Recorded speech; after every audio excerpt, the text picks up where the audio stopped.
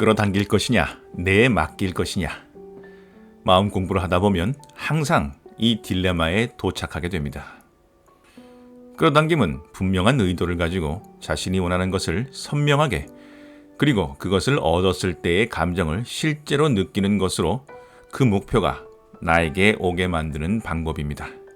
반면 내맡김은 특정한 의도 없이, 또는 의도가 있다 하더라도 그 목표가 자신의 의지가 아니라 더 높은 차원의 존재 또는 우주의 질서에 의해 달성되기도 하고 그렇지 않기도 하다는 것을 있는 그대로 받아들이는 것입니다. 바이런 케이티 같은 영성가들은 내게 일어난 일이 나에게 필요한 것이다 라는 완전한 내맡김의 태도를 가지고 살아갑니다. 설령 암에 걸린다 해도 이 병이 지금 나에게 필요한 것이라는 태도를 가진다면 그야말로 우리 삶에서 두려움과 공포가 완전히 사라지게 될 것입니다. 언뜻 보면 끌어당김과 내맡김은 완전히 다른 것 같습니다. 그러나 자세히 들여다보면 반드시 그렇지는 않다는 것을 알게 됩니다. 두 가지 삶의 태도는 믿음이라는 영역에서 하나가 됩니다. 끌어당김에서 가장 중요한 것이 바로 믿음이죠. 내가 원하는 것이 반드시 나에게 온다라는 믿음 말입니다. 100% 일어난다고 생각하는 것은 반드시 일어난다. 이것이 바로 끌어당김의 핵심입니다. 목표가 달성되었을 때의 감정을 미리 느끼려고 애쓰는 것 또한 이 믿음을 강화시키려는 것입니다. 감정을 통해 상상을 기억과 같은 형태로 만들어 버리는 것이죠.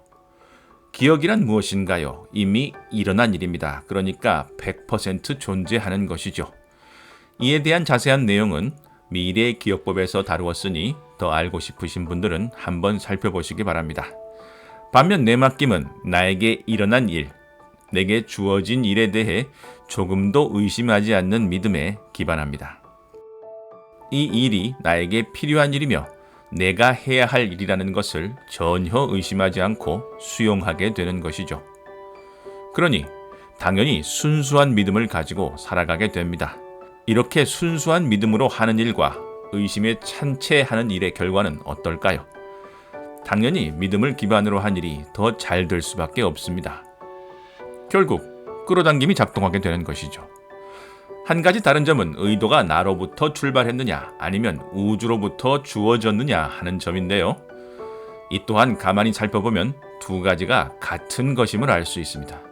끌어당김이 성공적으로 작동하려면 우선 우주가 내게 맡긴 미션, 천복을 찾아야 합니다. 왜냐하면 끌어당김은 어떤 일에 대해 생각하는 것만으로도 가슴이 뛰고 행복이 벅차오르는 감정을 느끼는 것이 정말 중요하기 때문입니다. 천복이 무엇인지에 대해서 알고 싶은 분들을 위해 링크를 달아놓겠습니다. 우리는 이 감정을 가짜로 만들어낼 수 없습니다. 또 만들어낸다 한들 끌어당김은 이루어지지 않습니다. 우리 스스로 이 감정이 가짜임을 알고 있기 때문이죠. 단순한 물질적 바램이 잘 끌어당겨지지 않는 것이 바로 이 때문입니다. 100억을 벌게 해달라는 끌어당김에는 순수한 감정이 없습니다. 일단 100억을 가져본 적이 없기에 그 느낌이 어떤지 모릅니다.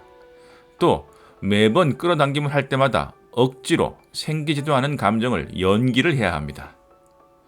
취직한 내 모습을 그리며 행복을 느껴보려 하지만 직장 생활이 어떤 건지 모르기에 그저 막연합니다. 또 취직을 한다는 것이 정말 내가 원하는 것인지 생각해보지 않았기에 그것이 즐거운 일인지도 잘 모릅니다. 우리가 원하는 것들 중 진짜 내가 원하는 것들은 얼마나 될까요? 안타깝게도 많은 끌어당김이 사회와 타인의 욕망을 반영한 것들입니다. 그러니 이루어지기가 힘든 것이 당연합니다. 스스로에 대해 자신을 속속들이 알지 못하고는 끌어당김도 내맡김도 큰 의미가 없습니다. 그렇기에 마음 공부라는 것은 결국 자신이 타자의 욕망을 대리로 실현하려 하고 있다는 것을 깨닫고 스스로의 내면으로 눈을 돌리는 것입니다. 내 안에 숨어있는 진짜 나와 만나고 그 목소리에 귀를 기울이는 것이 마음 공부의 시작입니다. 이런 과정 없이 단순한 물질적 사회적 욕망을 쫓는 끌어당김은 사실 행복보다 고통을 가져오게 됩니다. 끌어당기는 과정 자체가 즐겁지 않을 뿐더러 이루어지지 않았을 때의 고통도 무척 커집니다. 왜냐하면 그 실패에 사회적인 욕망이 투영되어 있기에 끌어당김조차 성공과 실패라는 성과주의에서 자유롭지 못하기 때문입니다. 그렇기에 물질 자체를 쫓는 끌어당김은 실패의 확률이 큽니다. 돈은 그 자체로 감정을 불러일으킬 수 없기 때문입니다. 현대사회에서 돈은 디지털 숫자에 불과합니다. 감정을 만들어낼 수 있는 것은 돈으로 할 수 있는 일인데 우리가 알다시피 돈으로 할 수 있는 일은 수백, 수천 가지의 긍정적 또는 부정적인 일들이기에 감정 또한 여러 가지 색깔의 수만 가지가 발생할 수 있습니다.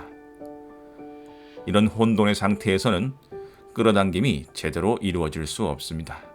이런 상태에서는 끌어당김에서 가장 중요한 믿음을 만들어낼 수 없습니다. 믿음은 초점에서 나오니까요.